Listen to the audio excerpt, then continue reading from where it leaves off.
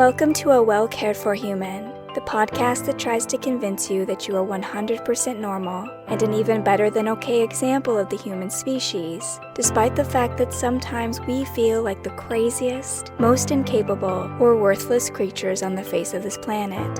I'm Corey, an author, a creative, and the host of the show.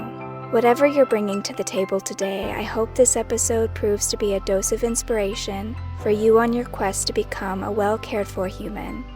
You can find the episode show notes, your free wellness blueprint, and more at awellcaredforhuman.com. And as always, thank you for listening. Hello humans, it's your host Corey, and today we're going to talk about tight spaces. And of course, I don't mean literal tight spaces. I'm talking about the mental tight spaces. We could also think of this as a contraction of the mind. Something happens, maybe it's something big and dramatic like a death, or our partner asking for a divorce, or our child or dear friend becomes injured or ill. But more likely and more often, when we encounter these contractions, this tightening of the mind, it's when small things happen. Someone says something that strikes a nerve, someone aggravates us, someone was inconsiderate or insulting. The day just isn't going our way. The triggers will vary from person to person, but the pattern is the same. Something happens and the mind contracts. There are many benefits that come along with becoming skilled at recognizing when our mind contracts. If we can catch ourselves at the moment of contraction, we can slow the moment down. We can make sure we don't speak or act out of anger or another strong emotion. We can work to dissolve the unhealthy patterns that are keeping us stuck and making us miserable. And at this crucial moment in the cycle, we can make room for the opportunity to do something different, to free ourselves. Because when we're in tight spaces, that's when we do the habitual thing, the instinctive thing. Whatever the unhealthy habit is, some of mine including binge eating or shame spirals or criticizing myself or someone else, being sarcastic or bitchy, we do these things because we're in a tight space. We feel our metaphoric shoulders up against the wall, and we do whatever we think will push us out of the corner as quickly as possible. Except usually we end up damaging ourselves or our relationships because we don't yet realize that we control the walls. We decide where they go, how close or how far away they are from us. We don't have to push away the person in front of us. We could push away the wall. So I'll start by talking about my experience with tight spaces, things that I've done to help me build awareness when I need to recognize that I'm in a tight space, how to catch it more quickly, and I hope to give you some options of things that you could try when you find yourself in a tight space, and how you can regain control over the walls around you. My experience with tight spaces is generous, plentiful. I have encountered tight spaces quite a lot. This isn't uncommon for people who have been traumatized in any way, people with deep emotional wounds. If you can imagine the psyche as an open wound, and every time it's touched, which is very easy to do if you have trauma, the walls will come rushing in. Surprisingly, for me, it's usually the small things that set me off. I don't know if this is true for everyone or most people because I've become so conditioned to crisis that in big moments where real danger is present, I become very focused. I'm very calm. My mind is a lovely organized place all of a sudden, even though it wasn't 20 seconds before. Meanwhile, if something less than dramatic happens, I'm suddenly tripping over the smallest of hurdles. I can burst into tears. It honestly doesn't make a ton of sense to me. So most of my experience with tight spaces, oddly, is with minor incursions. For me, for a long time, it was criticism. I was very sensitive to any kind of criticism, but especially criticism about my body, or my intelligence, or my efficacy as a human being, because these were the aspects of my personality, of my being that my father most often attacked. But these contractions weren't always caused by verbal attacks, and I shouldn't call them attacks because a lot of it is unconscious. There are absolutely a lot of people out there who want to insult us, but most of the time we get upset because people say something unconsciously, and they have no idea that they've upset us. Or we're saying horrible things to ourselves, and we don't realize that that's the dialogue going on in the back of our minds. Back when I was still struggling with my eating disorder, I could smell sugar. something sweet, and that would trigger a desire to binge eat. So it wasn't always a verbal trigger either that made the walls contract. I could catch sight of myself in the mirror and not be 100% satisfied with what I saw. And then I was spiraling down the path of distress, getting upset so quickly that I don't understand why I'm crying or I'm bitching at someone and have no idea how I even got there. So it'll be unique to each person. What triggers you, what creates a tight space in your mind, that will be unique. And how you act when you're in the tight space will also be unique. Some of us will act out of anger, some of us will fall apart.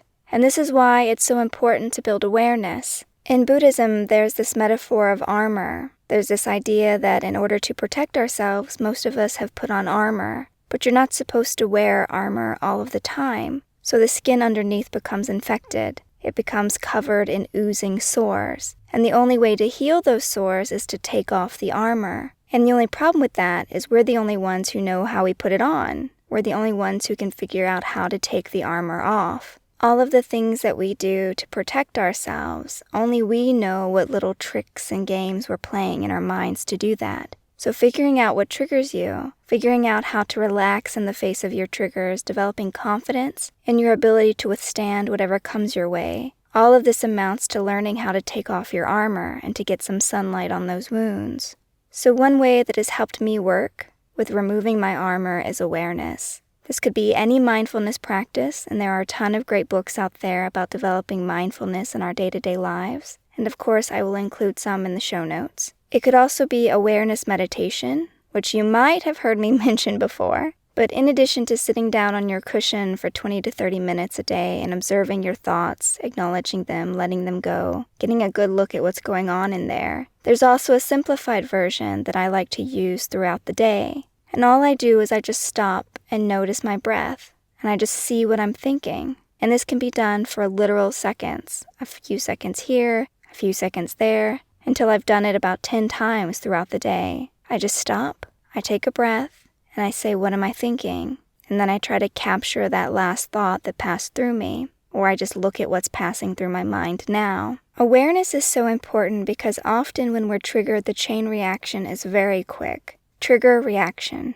Awareness helps us build up space between the trigger and the reaction. Even if we only buy ourselves a few seconds is better than nothing. We can work with a few seconds. Learning to pay attention to our thoughts, to the sensations in our body, anything that will clue us into something happening, a hint that we've been triggered, it's very useful because sometimes the mind can't string two words together. But unless you're dealing with a lot of numbness in your body, the body can tell you when something is going on. If someone says something and you feel like you've been socked in the gut, or someone says something and red-hot anger floods through you, then the body is letting you know that your space has contracted. So learning to pay attention to the body, learning to listen to the mind to see what we're thinking. These clues can be subtle, but they're a great way to practice raising our awareness. And one pivotal moment for me was when I realized that I control the walls. For a very long time, I thought I had no control whatsoever over the walls being a metaphor for my emotions. They were huge, and they felt incredibly strong, and they would crash over me in these pounding waves. And if anyone had tried to convince me that my emotions and my thoughts only have as much power as I give them, I would have thought they were crazy. And even if I had believed them, it still would have felt like a judgment. I would have heard something like, Corey, you should be able to control your emotions, and if you can't, it's because you're weak. But that's not what I'm saying. So I hope that's not what anybody is hearing. I only want people to feel empowered and to recognize the freedom and possibility that lies in knowing you're not helpless. You have agency and options when it comes to working with difficult emotions. You do control the walls, but the strength and resistance of those walls depends entirely by how much you believe in your thoughts and emotions, how much power you give them over you. If someone tells you that you're an ugly loser, and you believe it, then it will be a powerful thought that creates powerful emotions in you. So all that I'm asking for is that when it comes to working with tight spaces, don't believe that you're stuck. Don't believe that you have no options, or that when you scream and cry and freak out and do the compulsive unhealthy thing, don't believe that you have no choice. You might need support, and you might not yet have the skills to stop doing those things, but you can absolutely learn how to do it with practice. and a whole lot of patience and time. But it starts with no longer believing that we're trapped, that we're powerless. It starts by believing that we control the walls. And again, it's not helpful to bring judgment to these moments. Don't do what I would do and say mean things to myself like, I'm awful, why can't I do better, why can't I be better, why can't I control myself, I really must be as weak as he thinks I am. Don't do that. Don't take that from other people, and don't take it from yourself. Bring a lot of self-love and compassion to these moments by remembering that people bring their walls in tight. They bring them in really close because they're trying to protect themselves. All you're doing is trying to protect yourself, and that's not a bad thing. We have these walls because we've been hurt, because someone has broken our heart, or used us, or abused us, so we bring in the walls to offer a bit of protection and support. The only problem is that we also trap ourselves when we do this. We limit our own movements and our own options and our own power. It's an understandable reaction, building walls and bringing those walls close, but it's not a helpful one. So when we're ready, we can learn how to give ourselves more room to live and to exist, which is what we deserve. So how do we regain control over our walls and give ourselves more space? Again, it starts with believing that you do have control. It also starts with building the awareness I mentioned so that we can notice when the walls are contracting, so we can experience that contraction in real time and catch it, because the more we're able to build space between trigger and reaction, the more time we can give ourselves to do something different and to break the bad habits and unhealthy patterns. And then anything else we can do to slow that moment down will be helpful. Take a breath, label our thoughts. Stating the obvious sounds really simple, but it's effective. If you say, I am getting upset, to yourself, or what she said made me angry, to yourself, it brings a bit of objectivity and distance to the moment. Curiosity also helps me. I have used curiosity like a judo move more times than I can count. To trigger my curiosity, I might say something like, I wonder why she's saying this to me. I wonder what I can learn about my own triggers and my own weaknesses right now in this conversation. I could also ask myself, is that true? Whatever she's saying, is that accurate? Because again, we do not need to accept every thought or feeling that we have as if it's gospel. There is a lot of misinformation out there in the world, and that includes some of the crap flitting around through our own minds. So question what you think, question what you hear. And in addition to labeling thoughts and emotions and breathing through it, using curiosity to widen the space, it might help to think in advance about what you're going to do instead of what you usually do. This again requires an awareness of what your common triggers are. So for example, once I became aware of the fact that I was binge eating as a way to deal with feelings of shame and overwhelm and a lack of control, it wasn't like I could just say, oh yeah, I guess I won't do that anymore. That's not realistic. That's not what healing looks like. Healing is messy. We try things and we fail. So instead what I did was I made a plan for when those feelings come up again. What was I going to do instead of buying a sheet cake or a dozen donuts? What could I do instead? What will I reach for next time?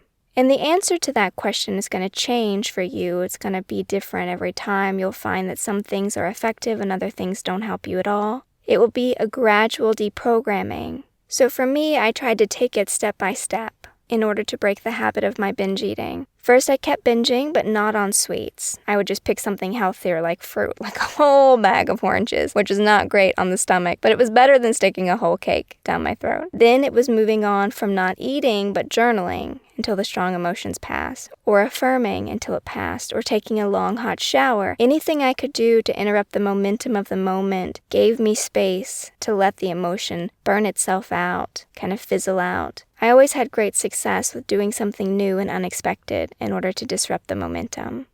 Alright, that's all I've got for tight spaces. And if you're still curious about the subject of tight spaces, you can research it more. It's called emotional reactivity, or you could look at how mindfulness and awareness meditation practices work and how they might be useful for you.